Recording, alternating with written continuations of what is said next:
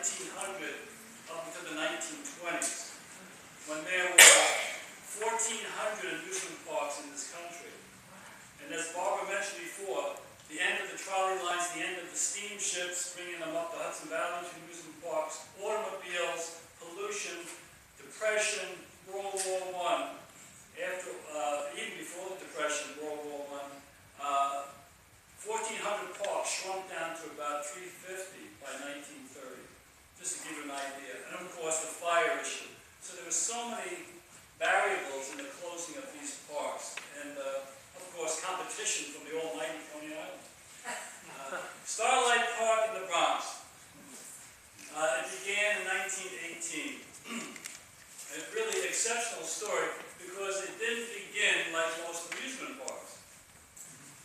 This shows you the property it was built on. It was on the William Waldorf Astor property in the West Farms district of the Bronx, just below. Yeah, yes, we'll talk about that. It was only taken down about 15 years, 20 years ago. When they built the highway. Yeah, well, Mr. Moses. Thank you, Mr. Moses. In 1917, the Bronx was the home of the Bronx International Exposition. It was a government-subsidized extravaganza, like an expo, like a mini World's Fair. The lot was created here in the West Farms district of the Bronx. Why was this particular spot chosen?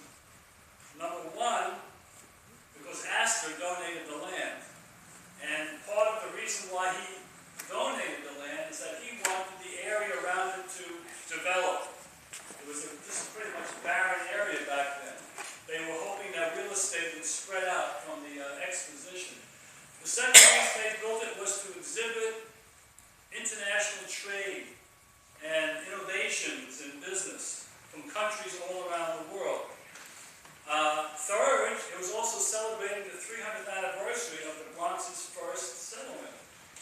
And the fourth reason they wanted to build it was so that Bronx residents, Westchester residents, and New York City residents in general would have a permanent amusement park to go to. The only problem was it was 1917 when the plans came out. And what's going on in 1917? World War I.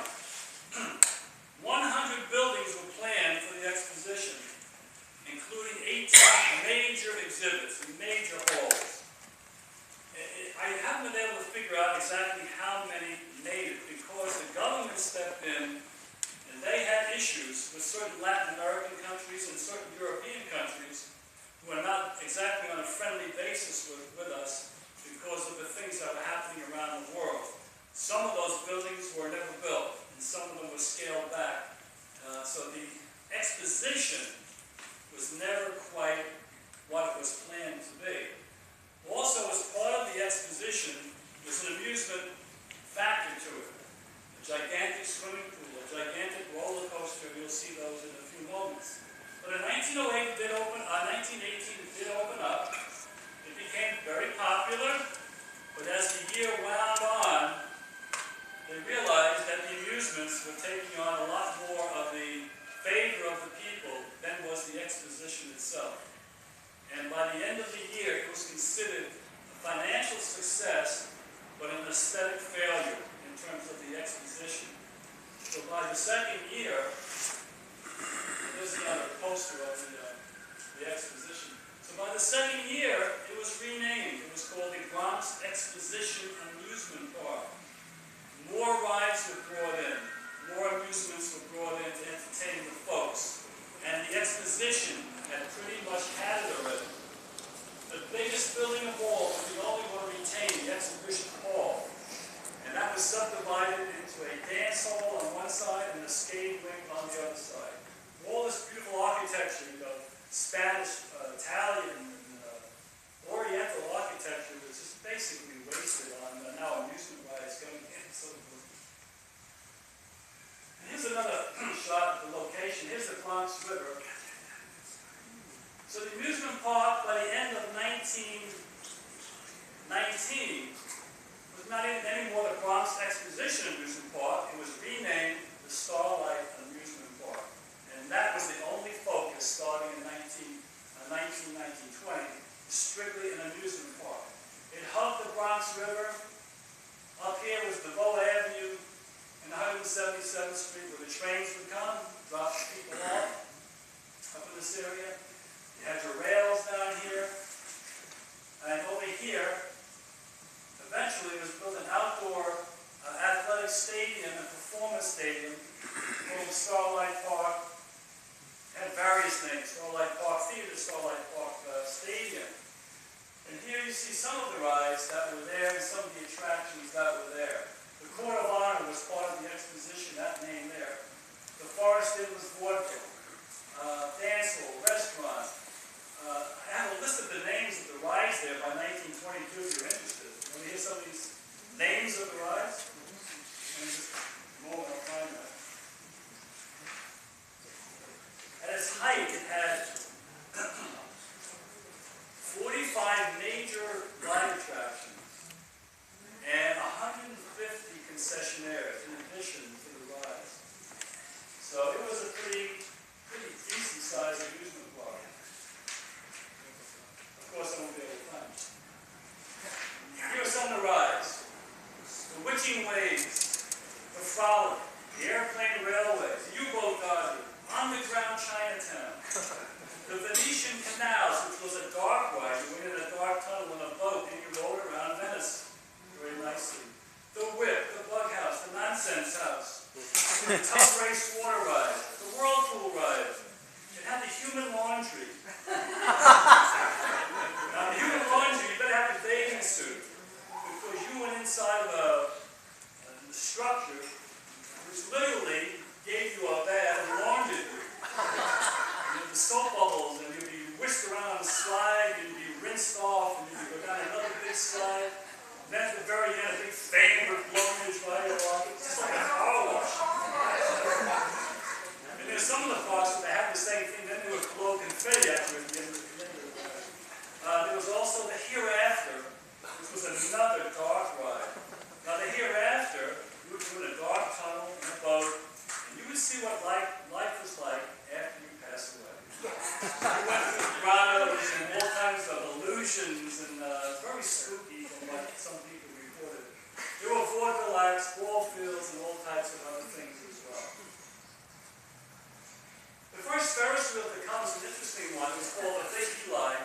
It was built by the Eli Bridge Company in Illinois. It had just been shipped from San Diego, where it had been at an exposition in San Diego.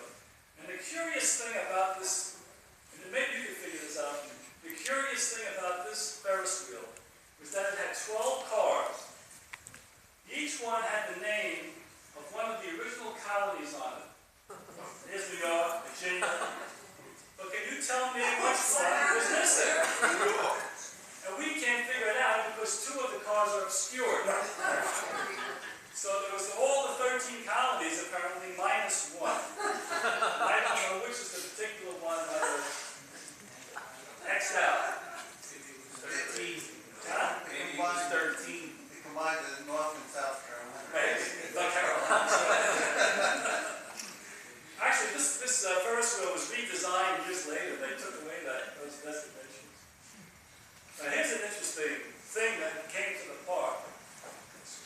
This shows you the Navy's first commissioned submarine that was built in 1888. It came to Starlight Park on exhibition when the park opened in 1918. Here it is being transported. I think this is up the Harlem River by the Maycomb Bridge. And I don't know if anybody can recognize the bridges. And it makes its way to Starlight Park. It becomes a very popular attraction at Starlight Park. Kids would walk into a real live Navy submarine. And it stayed there until 1932, when there was a devastating fire that took down lots of the amusements. And the Howland was scrapped and sold for scrap in 1932. Here's the pool. Let me talk about pools. It was big. And I don't know, maybe some of you remember, because it didn't last for quite a long time. It was 300 by 350 feet.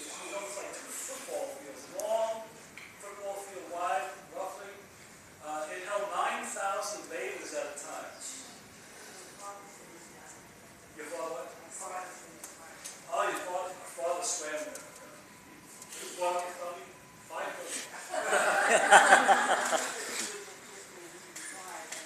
is that right?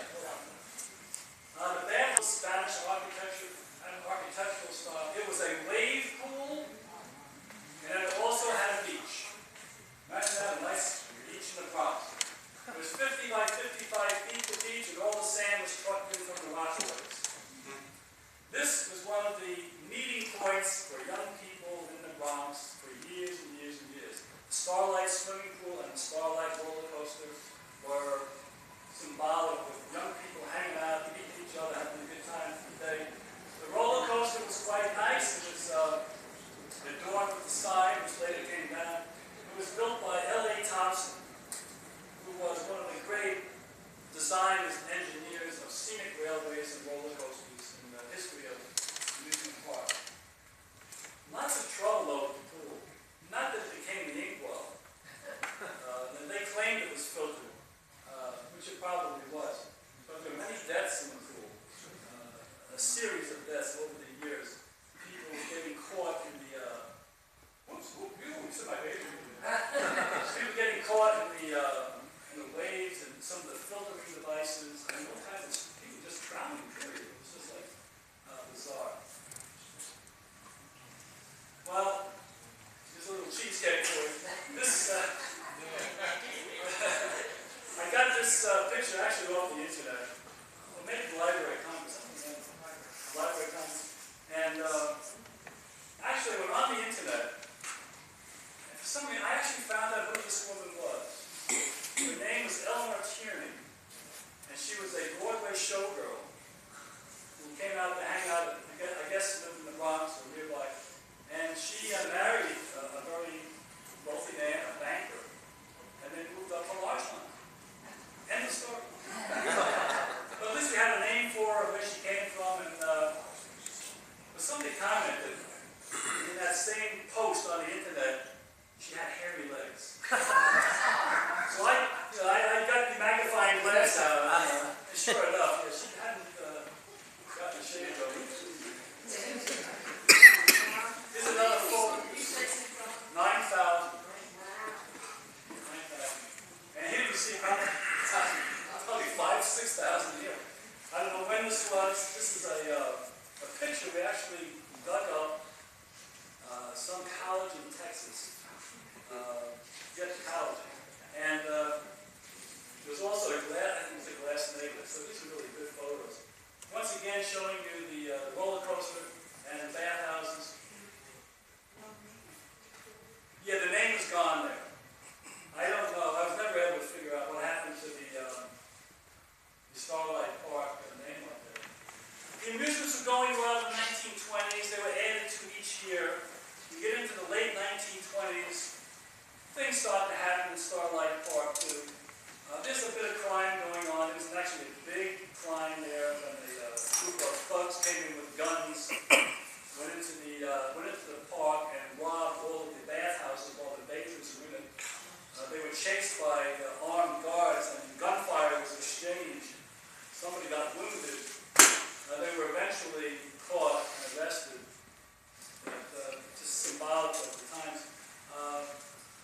Also, the rides were becoming liabilities, as I mentioned before. People injured, people even worse sometimes, suing. So they did not start putting any new rides in it until like 1927, 1928. What they brought in instead were flesh acts. And in the amusement business, a flesh act was a live act. Somebody who would dance for you, somebody who would sing, somebody who would walk a tightrope, somebody who would, they were much cheaper than maintaining amusement rides. Here's the roller coaster once again. I think it got some Tom. I believe Tom was great. Tom really helped me get some of these pictures together. It was a double tracker, which is quite unusual for the day. And here it is again with the electric lights adorning the side. Now this really is amazing. The year is now 1927. This is Philadelphia. We go to Philadelphia because this auditorium and field house in California Coliseum was built in Philadelphia for Philadelphia's sesquicentennial. Now raise your hand and tell me, how many years is that? Very good! Nobody knows that. Excellent. 150th anniversary of the official beginning of Philadelphia. And this was one of their great exhibition halls for the big celebration. After the celebration, Starlight Park wanted it. They bought it. They didn't buy the entire building. They bought all the steel ribs for the building. Not the roof, not the cement, all that kind of stuff. They took 55 train loads of steel beams to get it to the Bronx. It was reconstructed on DeVoe Avenue, just outside the park's boundaries by 177th Street, and it became known as the Bronx Coliseum. And that lasted there for 40, 60 years there. Yes, sir. Actually, it was the New York Coliseum. No. It did not become the Bronx Coliseum until 1956. Oh, it was New York first. Yes. That's your But when problem. they opened up the New York Coliseum on Columbus Circle, then it was called the Bronx. All right, yeah, because there was a lot of confusion Yes. between the New York Coliseum and the New York Coliseum. The Bronx. I grew up in West Bronx, and we always go to the Bronx. You always called it the Bronx Coliseum. In any event, that Coliseum expanded the horizons for Starlight Park. Now you had boxing matches, wrestling matches, circuses, political rallies. The Communist Party came and had a couple of political rallies. 5,000 people. Yes, sir. I've been in the building when it stood, and I was also around when the whole thing caught fire, the roller coaster. Yeah. My brother lifted me on his shoulders, Really? and the firemen were amid the structure that was the roller coaster, pouring water on what it had. Amazing. You're not now over 45 years old. Maybe so that That big fire, by the way, the biggest fire was 1932. Is that possible? I also saw the WTA in the rotunda that you Right. mentioned about, and I'll never forget the strong woman who they piled a piece of sidewalk on her chest and pounded it to shreds. That's a flush act. Much cheaper than an amusement ride, right? Pound home with cement. The Coliseum now expanded horizons. The amusements now started taking a backseat. And I'm going to show you what also happened next. Opera came to Starlight Park for the cultured people of the Bronx. Not only, this was in the outdoor stadium. They started, I think, 1930, up here. I saw a list of the operas that were performed at Starlight Park Stadium. The list was as long as you can imagine of every well-known Italian opera, every Barbara Seville, you name it, just few of the ones here. Drew crowds, like it is here, 7,000 people at a time. It was extremely popular. In addition to that, symphony orchestras performed at the Starlight Park Stadium, in addition to athletic events and so forth. In addition to all of this going on, there were ball fields there where the New York Giants soccer team played. There were track and field events, baseball games, all kinds of other sports activities as well. Here are the midget races at the Coliseum. They were there too. They had midget races, as they were called back in the day. And here's Ringling Brothers Circus at Starlight Park in 1929. They were there in 1929, 1930. They did 2 10-day runs, extremely well attended, except the second year was not quite as well attended. 2 tragedies occurred during the circus performances. In 1929, Albert the elephant died. Now, Albert was the 40-year-old beloved elephant, but kids loved him, all the workers in the circus adored him. He passed away at Starlight Park in 1929. Then in 1930, one of the balanced walkers on the, I guess it was a high wire, fell to his death in 1930. And another tragedy took place in the boxing ring in 1930. One of the boxers was killed in the ring. He was severely beaten by his opponent, taken to the hospital where he died. They arrested the other boxer, like in the case of the first bill, for murder. He beat the charges, but the fellow lost his life in the ring. Big name boxing matches at Starlight, including Barney Ross, heavyweight contender, I think, and champion. They contended with Madison Square Garden for boxing and wrestling. Never doing shows on the same night, so the other got the benefit of the draw. Now there it is again. There's the New York. Now it's called the New York Coliseum. After the park went down in 1932, primarily because of fire, it went from 28 large attractions down to about a dozen. It went from 150 concessionaires down to about 30. So the amusement park was on its way out by 1932 after the fire. The Coliseum remained popular and remained open for events. The ball fields remained open for events. The swimming pool remained open and was really a source of income because of the crowds that were congregated by the pool. But the writing was on the wall. The Depression, of course, hurt back in those days. And finally, in 1933, basically the amusement stopped. It was taken over by a fellow named Captain Whitwell, who turned it into like a beach club, like we had a Shore Haven there in Classic Point. With the Starlight, tennis courts, handball courts, gym equipment, so forth and so on. But that really didn't make a heck of a lot of money either. Then in I'm trying to get my dates straight, 1936, 37? No, sorry, 1940. It went into receivership. And a fellow bought a good chunk of it, a group of attorneys bought a chunk of the park, and they were going to create what they call like a mini World's Fair that would last forever. Never got built.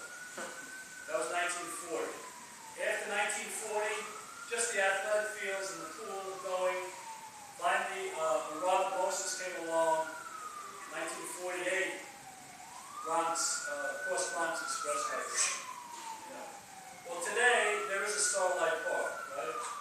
But it's not on the site of where the Starlight Park was. It was named after the park. It's along the Sheridan Expressway. And it's a very lovely little park. I saw pictures of it online. For kids, sprinkler showers and playgrounds. And it was